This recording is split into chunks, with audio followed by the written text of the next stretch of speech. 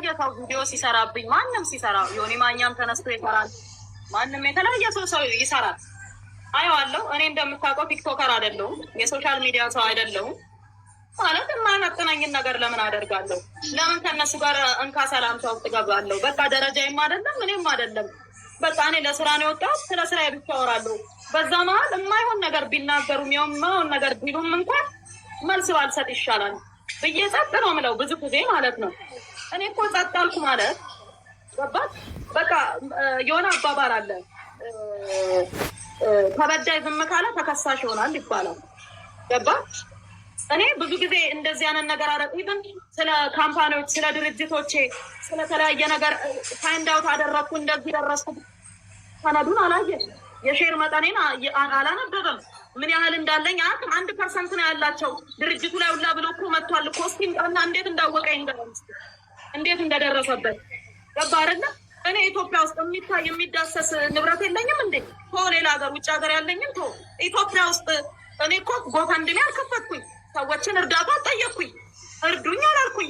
የምችለውን እየረዳሁ እየኖርኩ ያለው ሰው ነኝ እኮ። በአቅሜ እየሰራ ያለው ሰው ነኝ እኮ አይደለም እንዴ? እንደ ሴቶች ትልቅ ደረጃ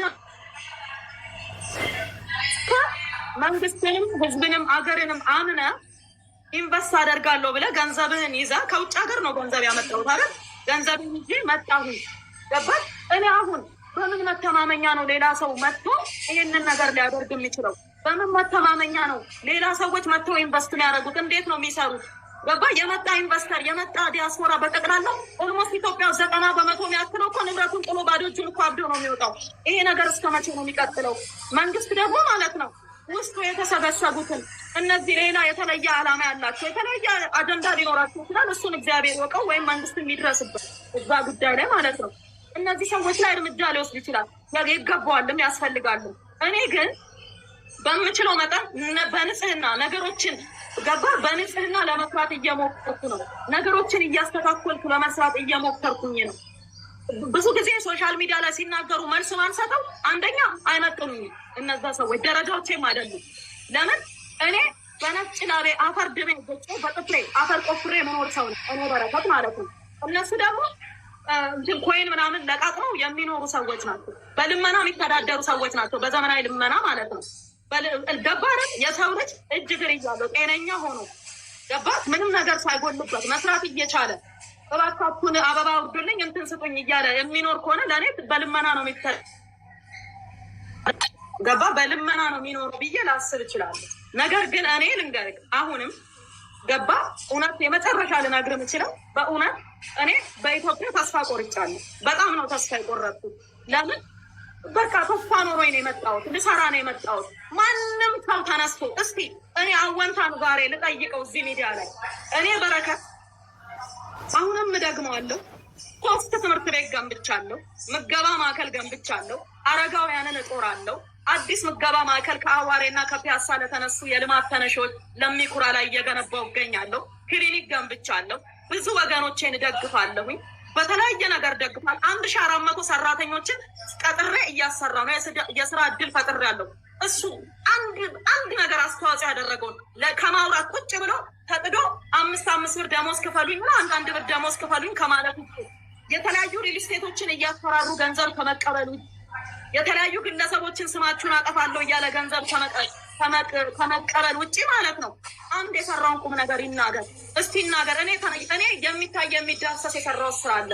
ጫካ ገብቼ ሴጣን ብቻውን መግባት የሚፈራበትን ጫካ ገብቼ መኪና ውስጥ እያደርኩኝ አልምቻለሁ። ውሃ ከረጅም ኪሎ ሜትር አምጥቻ አልምቻለሁ። ሪዘርቫየር ቆፍሬያለሁ። ውሃ አጠራቅሜ ሰርቻለሁ። ገባህ አይደለ? ለወገኖቼ የስራ በር ከፍቻለሁ። ግልጽ የሚታይ የሚዳሰስ ነገር ነው። የሀገሬን ግብር እከፍላለሁ። ገባህ? ኢንካም ታክስ እከፍላለሁ። የሰራተኛ የስራ ታክስ እከፍላለሁ። እሱ የከፈለውን ታክስ ያሳየን፣ የሰራውን ስራ ያሳየን። የረዳውን ቶ 20 ሚሊዮን ብር ተለምኜ እምቢ አልኩ ይላል እንዴ? 5000 ብር ተልኮለት እኮ የተቀበለውን 5000 ብር ላኩልኝ ብሎ የወሰደውን እኮ ላኩልኝ። ሰዎቹ ታስረው ነው ያሉ። ምናልባት አይደለም ፊራ የታሰረ ሰው መልስ መስጠት በማይችልበት ሁኔታ ማለት ነው። 20 ሚሊዮን አይደለም 2 ብር የሚቀበል ሰው እኮ ነው። 5 ብር ደሞዝ ክፈሉኝ ያለ ሰው ነው።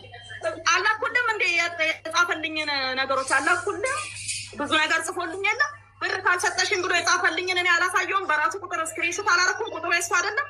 ብር ካልሰጠሽኝ ስምሽን አጠፋለሁ ብሎ የጻፈልኝን ስክሪንሾት አድርጌ አልሰጠው። ቢመጣ ኖሮ ግን እንድታሳየው ፈልግ ነበረ። አላደረግኩም ካለ ስልኩ አለ። ገባን? ሊዋሽ አይችልም። ግን እኔ በረከት ሴት ነኝ፣ የልጆች እናት ነኝ፣ ለኢትዮጵያውያን ሴቶች ተስፋ ነኝ። ገባ? ለብዙ ዲያስፖራዎች ተስፋ ነኝ። ኢትዮጵያ ውስጥ መስራት እንደሚቻል የማሳይ ሞዴል ነኝ። ገባህ አይደለ? ኢትዮጵያ ውስጥ ልንገር ከባድ ሾታ ላይ አለ። ሰዎችን የሚያመክን ትውልድ የሚያመክን የሚሰራን ሰው የሚያመክን ከባድ ሾታ ላይ አለ። ገባህ አይደለ? በጣም መጥፎ ነገር ነው።